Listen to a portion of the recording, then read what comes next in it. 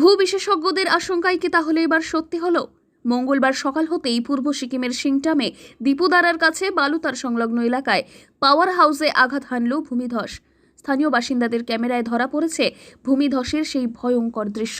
ইতিমধ্যেই ভাইরাল সেই ভিডিওটিতে দেখা যাচ্ছে বড় পাথর, গাছপালা সহ পাহাড় দ্রুত পাওয়ার হাউসের দিকে ধেয়ে আসছে।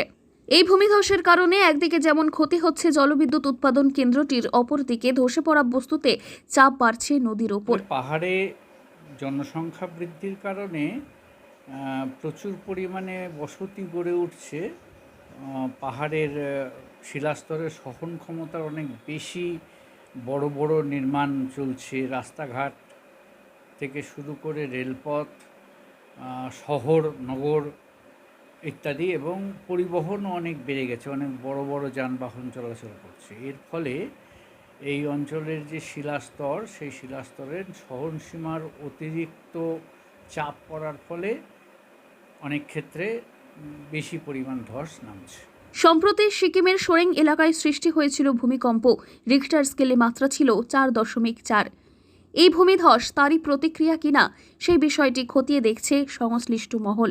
যদিও সিকিম পাহাড়ে লাগাতার ভূমিধস প্রসঙ্গে আগে থেকেই সতর্কবার্তা দিয়েছিলেন ভূবিশেষজ্ঞদের একাংশ।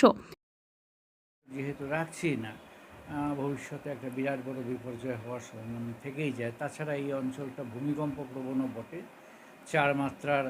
চার মাত্রা মানে সব থেকে ভয়ঙ্কর হচ্ছে 5, তার থেকে কম হচ্ছে 4 আর কি। মানে আমরা বেশ বিপজ্জনক ভূমিকম্প প্রবণ অঞ্চলে বাস করছি।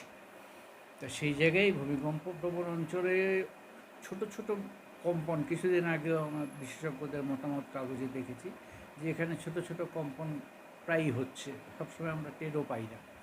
এই ভূমিকম্প প্রবণ অঞ্চলে ছোট ছোট কম্পনের কারণে মাটি, শিলাস্তর আলগা হয়ে যেতে পারে, এবং তার উপরে যদি অতিরিক্ত চাপ পড়ে তাহলে ধস নামার। তারা জানিয়েছিলেন এই ভূমিধসের অন্যতম কারণ হাইডেল প্রজেক্ট। বিদ্যুৎ উৎপাদনের জন্য সারা বছর অতি উচ্চতায় তিস্তার জলকে আটকে রাখা হচ্ছে।